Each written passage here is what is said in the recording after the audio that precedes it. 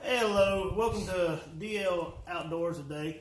Today we're going to do something a little bit different. My son's in between his fishing tournaments. His next fishing tournament is February the 16th at Clark's Hill, and we're going to be pre-fishing this weekend. But since we're not fishing no tournaments today, we thought that we would just talk about wintertime fishing. A lot of people have trouble on wintertime fishing. They ask, what are you supposed to do? What should you use? And so on. A lot of times in the wintertime, the bass are going to be pulling off the shore and on rocky points and all that. They're wanting to go up shallow at this time of year because the water temperature right now is around in the 55, 60s. And they're wanting to go up shallow, but they just have not made that transition yet to go up shallow. So a lot of people are asking, what should you use? Bass right now are moving slow, or you got to get their attention somehow. So my thing is, when I go pre-fish with my son, a lot of times I use a lot of stuff that has a lot of shine to it. In other words, a lot of people throw spinnerbaits. A lot of spinnerbaits are good this time of year. But the Colorado blades, as these have on them, are the gold and silver. The silver's going to make a lot of light, and Colorado blades, they move a lot of water, but it does not make a lot of flash because of how small the blades are. So my choice, if I use a spinnerbait in the wintertime, and right now it's real muddy water, so I use the willow leaf blades. And these willow leaf blades right here, when they go around, they're not going to move as much vibration they are, but it's going to flash a lot more when the sun hits it. So my opinion is, in the wintertime, you use willow leaf blades because it's going to make a lot of flash. You got to get something that's going to make the fish react to your bait and say, oh my God, there's something I want to eat, so let's go there and check it out. So if you use a spinnerbait, I would recommend using willow leaf blades because they're going to be a lot more flashier than the Colorado blades. A lot of thing else that me and Devin's going to be doing this weekend is spoon fishing. A lot of people think spoon fishing is for striper bass and all that. They're wrong. A lot of times spoons will catch a lot of bass very quickly. You can go on rocky points and fish spoons, and a lot of people will drop it straight down and they'll let it hit at the bottom. As soon as you let it hit the bottom, you yank up on that thing as hard as you can and with a slack line and let it go back down. Do not touch it. A lot of times when it's falling down, you'll see your line either stop right there and you know it's not on the bottom, or it'll take off. As soon as you do is pull up as hard as you can because there's going to be a fish on it. But I love whites and blues and silvers on my spoons. This one right here has a white trim on the side, but then it also has a piece of reflective silver down the middle. What that's going to do is, when you let it drop down, the sun's going to hit it, and it's going to look like a shad in distress, and then bass are going to come up and get it. But this is the white one, the white and silver one. And then this one right here is pure white.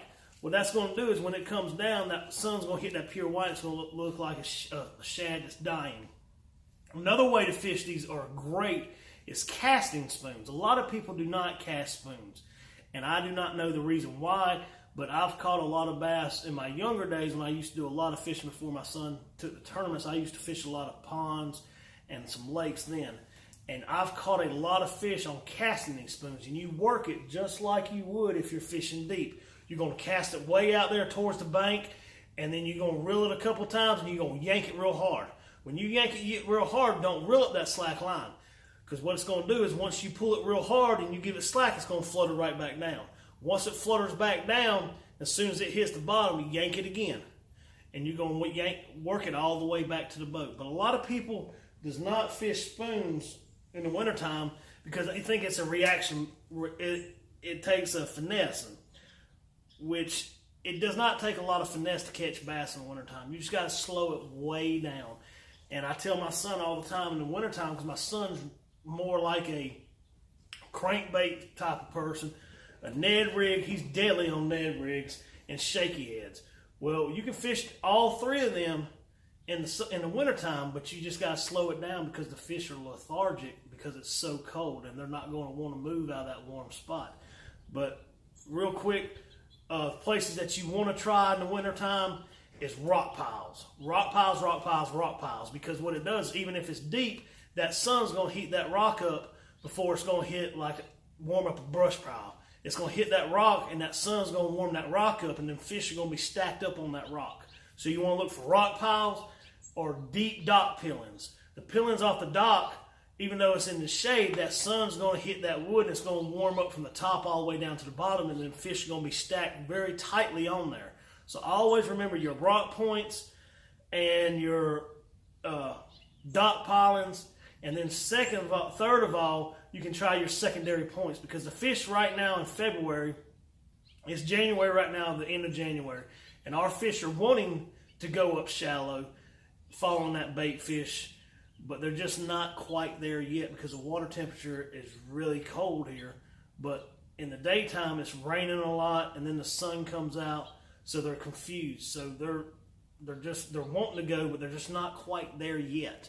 So if y'all have any questions about wintertime fishing, comment on my son's link, and I promise you he'll get back to you as soon as possible.